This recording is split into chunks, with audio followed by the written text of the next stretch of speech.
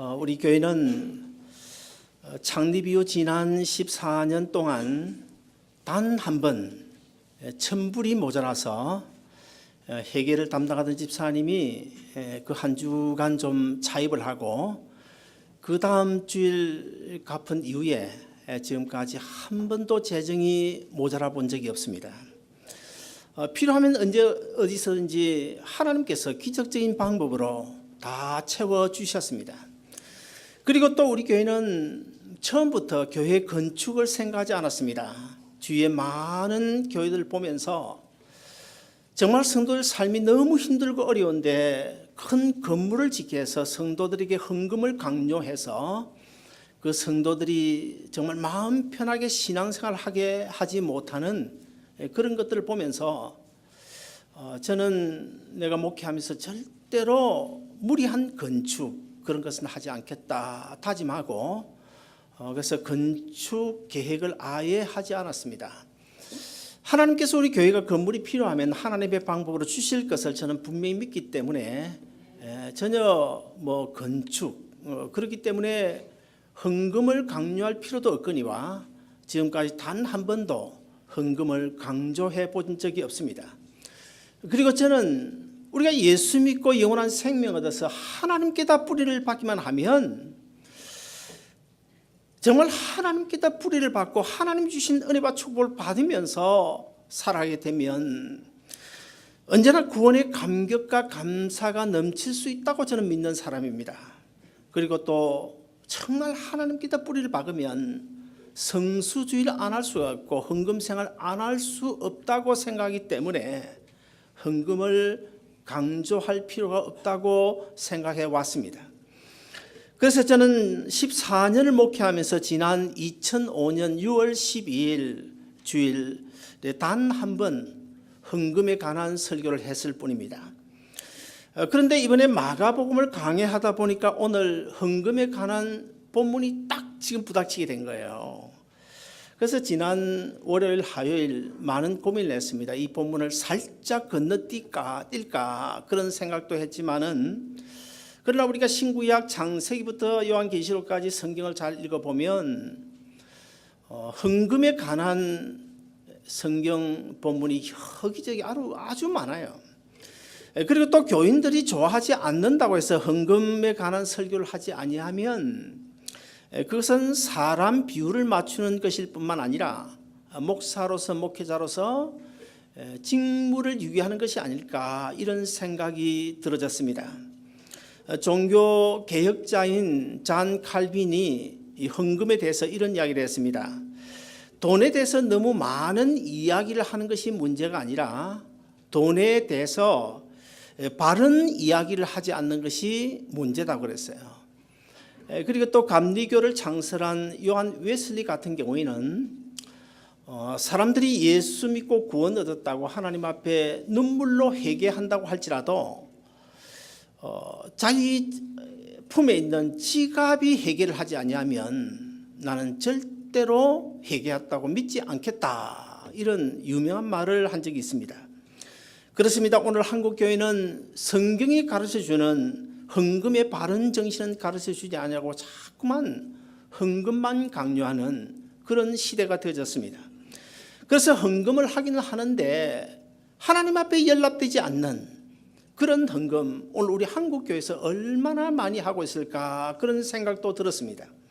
그래서 저는 오늘 본문을 중심으로 우리 주님께서 가르쳐주신 헌금 바른 헌금 정신이라는 제목으로 말씀을 드리고 어차피 내친 김에 다음 주일 또 성경이 가르쳐주는 11조 정신 이런 제목으로 헌금 설교를 하기로 작심을 했습니다.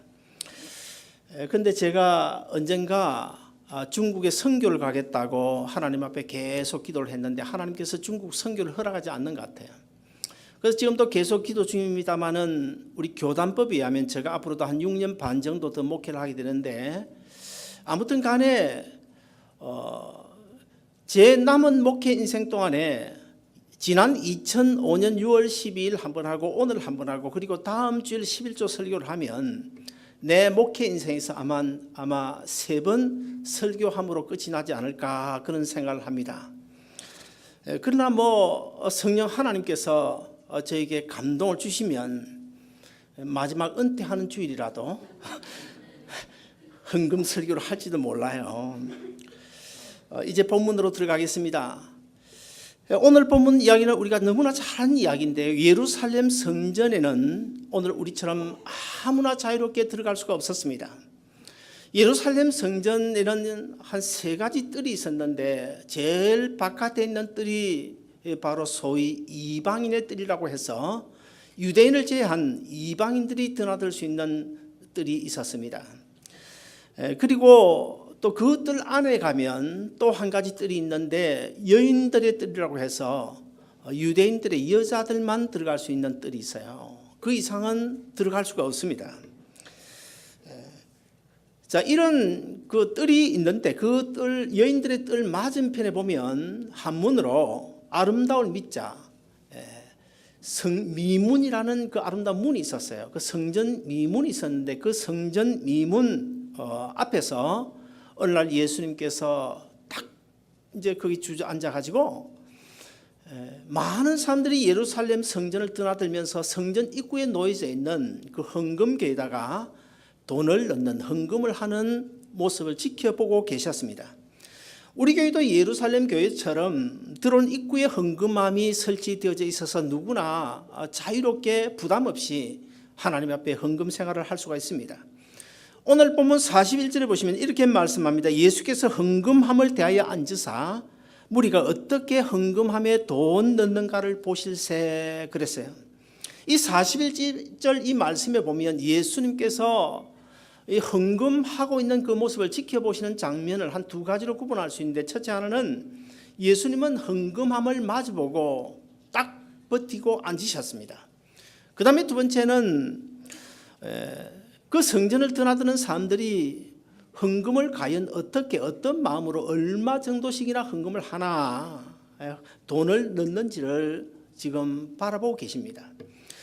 길을 지나가시다가 잠깐 어쩌다가 바라본 것이 아니고 우리 주님은 작심을 하시고 분명 어떤 의도를 가지고 앉으셔서 그 헌금하는 모습들을 지켜보고 계십니다. 가만히 보니까 부자들은 많은 돈을 헌금계에 넣는 거예요. 그러나 가난한 과부 한 여인이 헌금을 넣는데 보니까 2렙돈을 넣습니다. 그 당시에 하루 노동자의 품삯이 얼마인가 하면 한 데나리온이었습니다.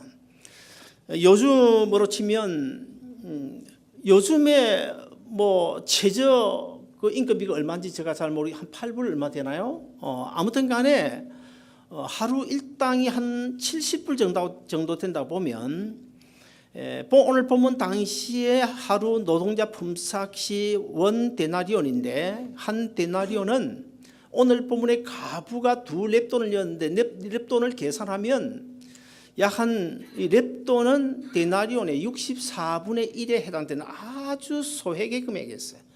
우리가 지금 살고 있는 미국에서 그 동전 제일 작은 동전이 뭐예요? 페니죠, 페니. 아마 페니 정도에 해당하는 아주 작은 소액의 그 돈이었습니다. 자, 그렇다고 볼 때 요즘으로 치면 약 한 70불 정도 노동자 임금이 된다. 그러면 64분의 1이니까 한 렙돈은 약 한 1달러 정도, 한 80센트 정도 될 것이고, 이 가부가 2렙돈을 이었으니까 아마 1불 한 80에서 한 2불 정도 헌금을 하지 않았나 그렇게 봅니다. 그것을 보신 예수님께서 이 가부를 칭찬하시는데 오늘 본문 43절, 44절 보시면 이렇게 칭찬하고 있는데 우리가 같이 한번 읽어보시겠습니다. 시작. 예수께서 제자들을 불러다가 이르시되 내가 진실로 너희에게 이르노니 이 가난한 가부는 헌금함에 넣는 모든 사람보다 많이 넣었도다. 그들은 다 그 풍족한 중에서 넣었거니와 이 가부는 그 가난한 중에서 자기의 모든 소유 곧 생활비 전부를 넣느니라 하시니라. 자, 그러면 오늘 본문 사건을 통해서 예수님께서 우리에게 가르쳐 주시고자 하는 교훈이 무엇일까요? 그것은 다른 것이 아니고 헌금에 대한 바른 정신이 무엇인지를 우리에게 가르치고 있습니다. 첫째, 사람이 아닌 하나님을 의식하며 드리는 것이 헌금의 바른 정신이라는 사실을 가르치고 있어요. 우리 교회는 예배 시간에 헌금 주머니를 돌리지 않습니다. 뒤에 헌금기를 놓아두고 있습니다. 그래서 들어오면서 자유롭게 헌금을 할 수가 있고요. 그리고 다른 교회들처럼 주보에다가 이름을 기록하지 않습니다. 그리고 또 감사 헌금도 뭐 다른 교회 가면 누구누구 이름을 불러서 이런 감사의 제목이 있습니다 하고 기도하지만은 저는 누구 이름을 절대 부르지 않습니다. 누군지를 몰라요. 누가 이런 감사를 했는지 아무도 몰라요. 저는 그저 감사의 제목만 놓고 하나님 앞에 기도할 뿐입니다. 그러나 단지 하나님의 교회는 재정이 투명해야 되기 때문에 우리 교회는 주보에다가 헌금 과목별로 통계를 내놓았습니다. 요즘 뭐 웬만한 교회들은 헌금이 얼마 나왔는지를 주보에다가 밝혀주지 않고 있습니다. 그러나 저는 하나님의 교회는 투명해야 된다고 보기 때문에 최소한도 주일날 헌금이 얼마 나왔는지 이 정도는 우리 성도들이 알 권리가 있다고 생각하기 때문에 주보에다 계속 싣고 있습니다. 대체로 이 헌금함보다는 이제 다른 교회들처럼 이 주머니를 이제 예배 시간에 돌리면 약 한 10%의 헌금이 더 나온다 그래요. 그리고 거기다가 주보에다 이름을 내면 내가 헌금을 하지 않아서 이름이 빠지면 그 좀 그렇잖아요. 그래서 이름을 내면 또 한 10% 정도 헌금이 더 나온다 그럽니다. 그러나 여러분 헌금이 10% 아니면 20% 더 나온다고 해서 뭐 우리가 큰 건물을 짓겠습니까? 아니면 뭐 그걸 가지고 뭘 하겠어요? 하나님이 기뻐하시지 않는 억지로 드리는 그 헌금 그것 가지고 뭘 하겠어요? 헌금을 많이 하고 적게 하는 것은 전혀 문제가 아닙니다. 단지 한 가지는 우리가 들어오면서 헌금계에다 헌금을 할 때 돈을 넣을 때 헌금 돈을 넣는 그 내 손을 보고 계신 하나님, 그리고 얼마를 드리고자 하는 그 마음 중심을 보고 계신 하나님, 지금도 여전히 살아계셔서 우리의 삶의 현장 보고 계시고 알고 계시고 듣고 계신 하나님 임마누엘 하나님이 지금도 여전히 우리의 삶의 모습 하나하나를 보고 계신데 내가 아침에 집에서 헌금 오늘 얼마 헌금해야 되겠다 하고 작심하고 마음에 결정하는 그 마음 중심을 보시는 하나님, 그리고 헌금을 들고 와서 헌금기에 넣는 내 손을 보고 계신 하나님, 그 하나님을 의식하고 헌금을 하느냐 아니면 사람을 의식하고 목사를 의식하고 헌금을 하느냐, 그것이 중요하다는 것입니다. 오늘 본문에 보시면 예수님께서 돈 넣는 것을 보실세 그랬어요. 주님께서 그때만 보셨을까요? 지금은 보지 않으실까요? 우리가 잘 아는 말씀 역대하서 16장 9절에 보시면 이런 말씀이 기록되어 있습니다. 여호와의 눈은 온 땅을 두루 감찰하사 전심으로 자기에게 향하는 자에게 능력을 베푸신다고 했어요. 하나님은 오늘 또 우리 삶의 모습을 보고 계십니다. 저는 어릴 때 이제 믿는 집안에서 자랐으니까 옛날에 뭐 이제 아버지가 용돈을 주면 주일날 이제 헌금을 해야 돼요. 11조하고 헌금을 해야 되는데 옛날에는 참 정성껏 했어요. 용돈 주면서 그 중에서 가장 빳빳하고 깨끗한 돈 그걸 골라가지고 아주 책 속에 다 넣었다가 반듯하게 해가지고 헌금 냈어요. 그러지 않으면 어떻게 했는지 아십니까? 토요일 돈이 좀 지저분하잖아요. 그러면 다리미로 다렸어요. 다리미를 쫙 빳빳하게 다린 다음에 정성껏 준비해서 하나님 앞에 드렸어요. 헌금은 봉투를 미리 가져가셔서 집에서 준비해야 됩니다. 주일 아침에 헌금기 앞에서 그냥 쭉 써가지고 내는 것보다는 정말 집에서 아주 준비 잘하고 기도하고, 그래서 하나님 앞에 헌금하는 거 얼마나 보기도 좋고 아름답습니까? 얼마나 우리 주님께서 기뻐 받으시겠어요? 지금도 하나님은 우리가 어떤 마음으로 헌금을 하는지, 어쩔 수 없이 억지로 하는 것은 아닌지, 구두쇠처럼 인색하게 하는 것은 아닌지, 또 우리가 다 쓰고 남는 돈이 남으면 그거 가지고 헌금하는 것은 아닌지. 요즘 뭐 스마트폰이 계속 세계에 좋은 게 많이 지금 나오고 있습니다만은 제일 좋은 스마트폰은 아낌없이 이제 쓰다가 집에는 아름다운 좋은 LED라고 그럽니까? TV 좋은 거 다 할 거 다 하고 그냥 남는 거 가지고 어쩔 수 없이 인사치레로 헌금하는 거, 그거 하나님께서 다 보고 계신다는 거야. 보고 계신다. 그 제가 늘 강조하는 것이 신전의식 아닙니까? 신전의식. 우리는 하나님 앞에서 노출되어 살고 있다고 하는 그런 하나님 신전의식을 가지고 살아가야 된다는 거예요. 원어적으로 하면 코람데오라고 그러죠. 하나님 앞에서 나는 무엇을 하든지 어떤 상황에 처했든지 하나님 앞에서 완전히 노출되어져 살고 있다. 하나님이 보시는 앞에서 살고 있다. 코람데오 정신을 가지고 우리가 신앙생활을 해야 된다는 것입니다. 예수님은 과부가 생활비 전부를 넣었다고 지금 칭찬을 하고 있습니다. 그런데 중요한 것은 오늘 본문을 자세히 읽어보면 많은 사람들이 모인 앞에서 예수님이 그 과부를 칭찬하시지 않았습니다. 제자들만 불러 모아놓고 그 제자들에게 예수님께서 그 과부의 헌금을 칭찬하셨어요. 자, 그렇다 볼 때 만약에 예수님께서 헌금을 강조하시기 위해서더라면 제자들이 아닌 많은 사람들을 불러놓고 그 앞에서 헌금 이야기를 하셔야 했습니다. 그러나 제자들에게 이야기했다는 것은 결코 헌금을 강조하기 위한 것이 아니고 헌금의 바른 정신이 무엇인지를 가르쳐주기 위하여 지금 말씀하고 있는 거예요. 왜 그렇습니까? 제자들이 무슨 돈이 있나요? 제자들은 이미 부모, 형제 다 떠나서 완전히 거지처럼 그런 아무것도 없는 상태에서 예수님 쫄쫄쫄쫄 따라다니고 있지 않습니까? 그런 제자들에게 무슨 헌금할 돈이 있다고 예수님께서 헌금을 강조하기 위하여 제자들 불러놓고 그런 이야기 하겠어요. 오늘 본문 이야기는 헌금을 강조하기 위한 것이 아니고 헌금의 바른 정신이 무엇인지를 가르치기 위해서 지금 예수님께서 말씀하고 있는 것입니다. 여러분, 제가 자주 사용하는 단어가 무엇인지 아십니까?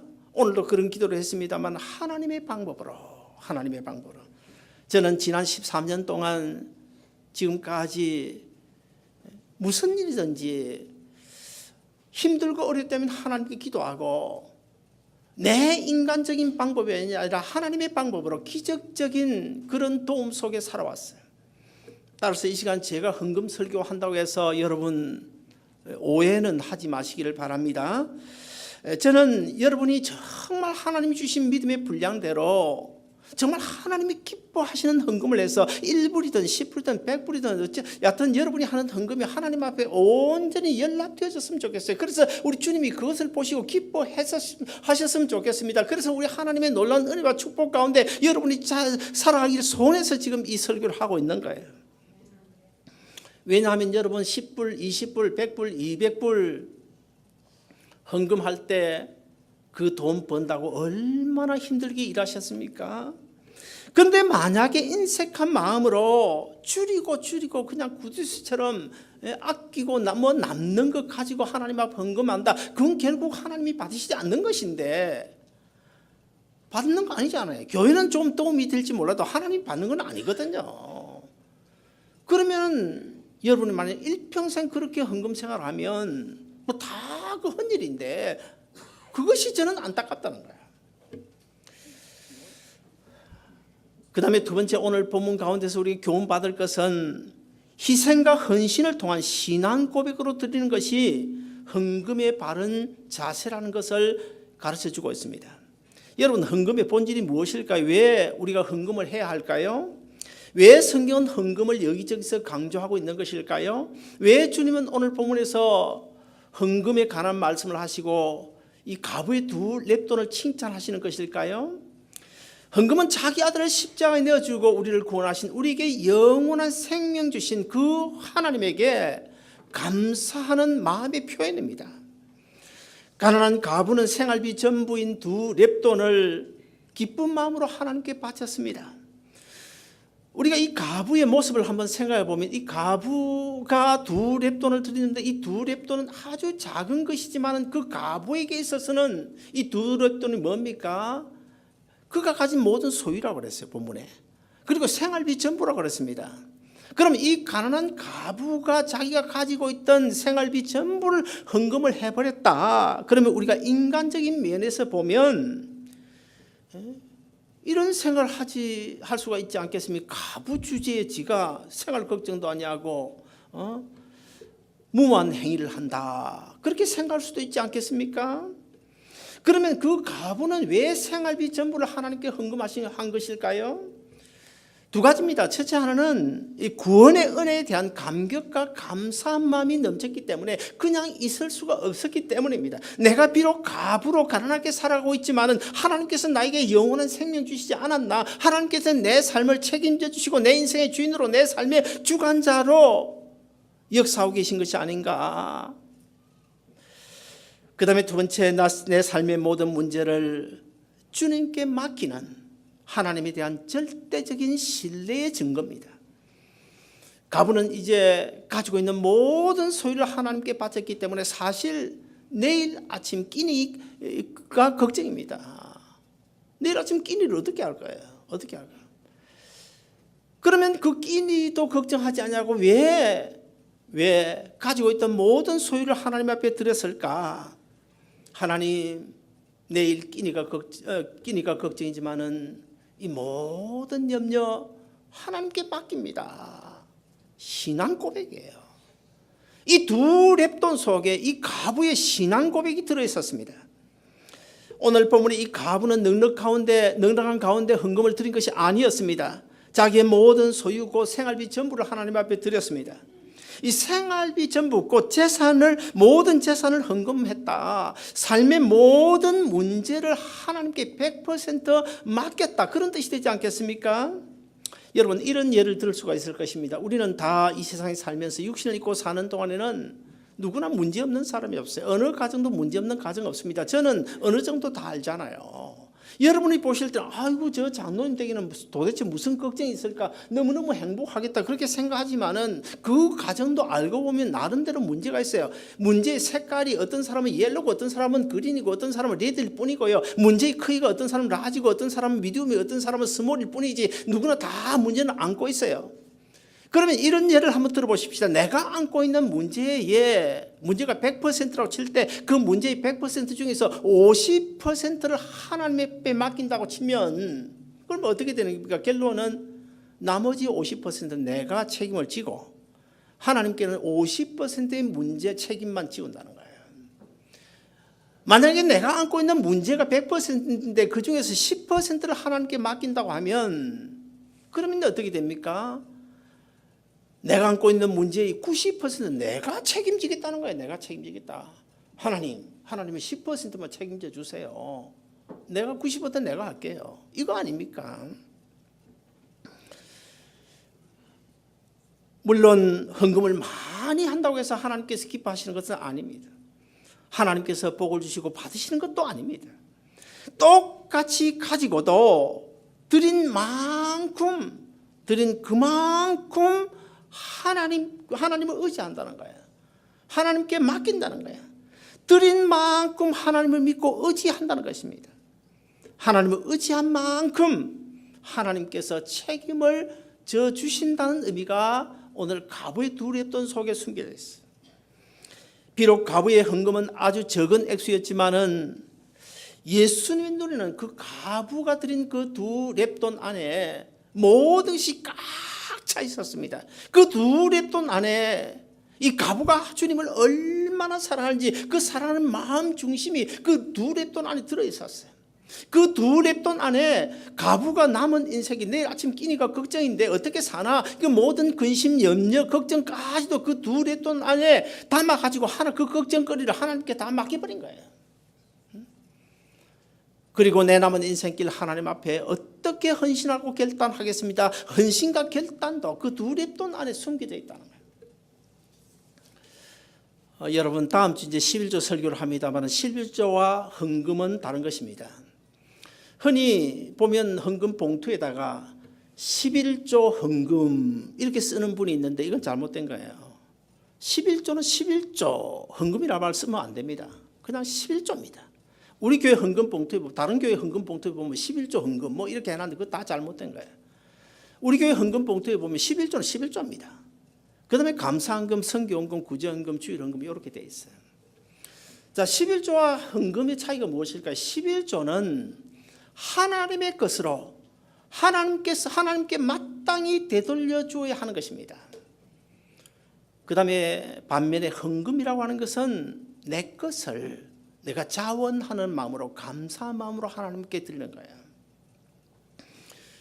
그래서 이 헌금이라고 하는 것은 구약시대의 재물적인 의미가 숨겨져 있습니다. 구약시대의 제사를 드릴 때 희생과 헌신 없는 제물은 하나님께서 연락하지 않으십니다. 제물은 본래 자기 생명을 하나님께 드리는 것 아닙니까?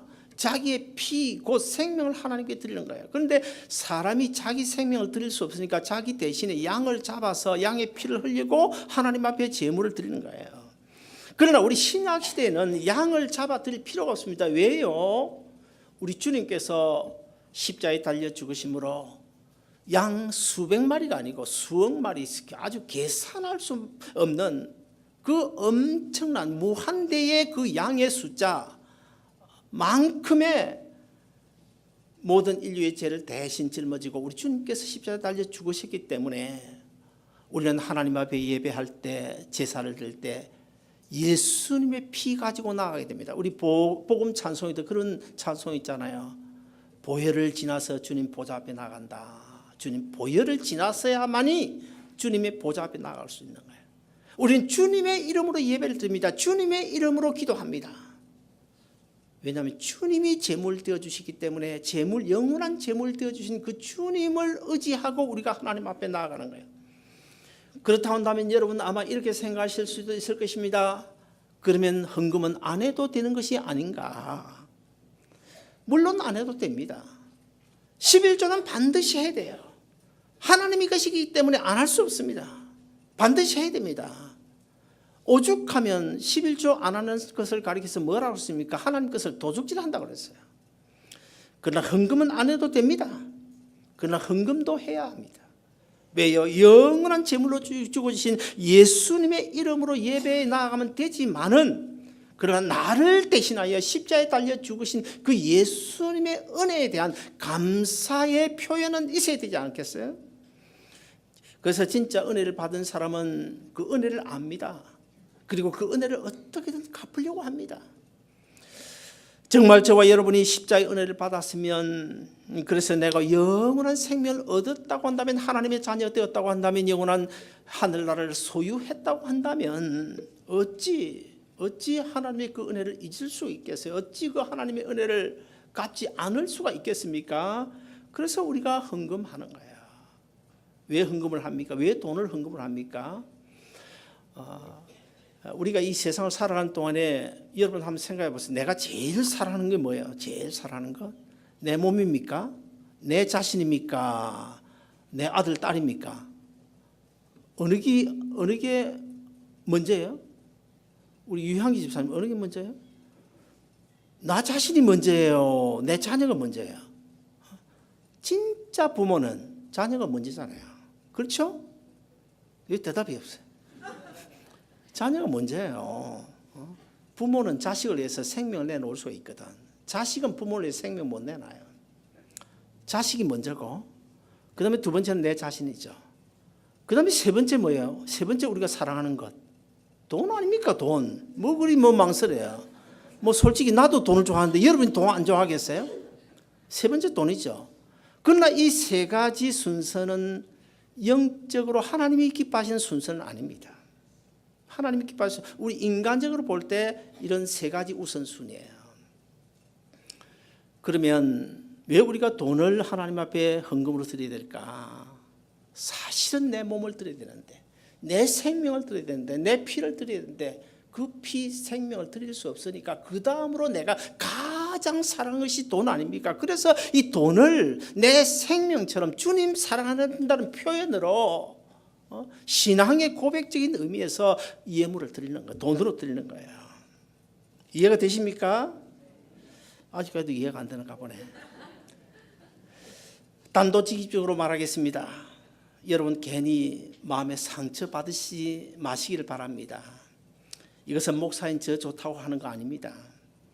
여러분이 구원 얻은 성도들로서 정말 주님의 은혜를 알고 주님의 은혜를 갚으려고 하면 하나님과 바른 관계 속에서 하나님 은혜와 축복을 받으면서 살아가기를 원하시면 우리가 하나님의 은혜를 갚아야 된다는 거예요. 그런데 문제는요, 뭐 전혀 뭐 주일이 돼도 헌금 뭐 하고 안 하고 그거 관심이 없다. 뭐 헌금 뭐 아예 관심이 없다. 하고 싶은 생각도 없고 관심이 없다.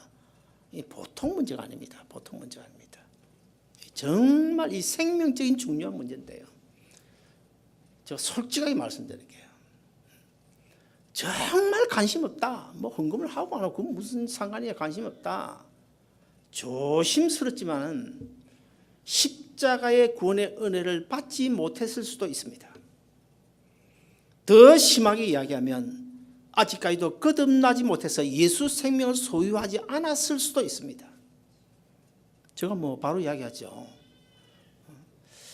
그리고 이 헌금에 대한 자세는 십자가의 은혜를 받은 성도들로서 신앙의 척도라고 볼 수 있습니다. 신앙과 연관관계가 있다고 볼 수 있습니다. 우리 교회도 오늘 본문의 가부처럼 제가 볼 때 너무나 참 애처로운 분들이 있어요. 정말 헌금할 만한 입장이 못 되는데 지난번에 우리 영상할 때도 그냥 뭐 다 스스로 이렇게 몇 분이 한 서너 분이 특별 헌금을 했어요. 헌금을 내가 그거 헌금하는 거 보면서 정말 많이 울었습니다. 솔직하게 얘기해서 헌금해야 될 사람은 안 하고 헌금할 수 없는 사람이 다 했어요. 그거.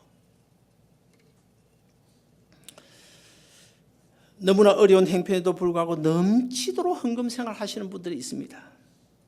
세 가지 이유가 있습니다. 그것은 그만큼 하나님의 은혜를 귀하게 여기기 때문이고, 둘째는 그만큼 구원의 감격과 감사가 넘치기 때문이고, 마지막 세 번째로 그만큼 하나님을 믿고 의지하고 맡긴다는 그런 의미가 그들 마음 중심에 있다는 거예요. 사랑하는 여러분, 저는 여러분 모두가 오늘 본문에 등장하는 이 가부처럼 여러분이 드리는 헌금이 그 헌금이 정말 하나님 앞에서 내 신앙 고백이 되었으면 좋겠어요. 일부를 들든 얼마를 들든 정말 신앙 고백적인 차원에서 하나님 앞에 드리는 예물이 되었으면 좋겠어요.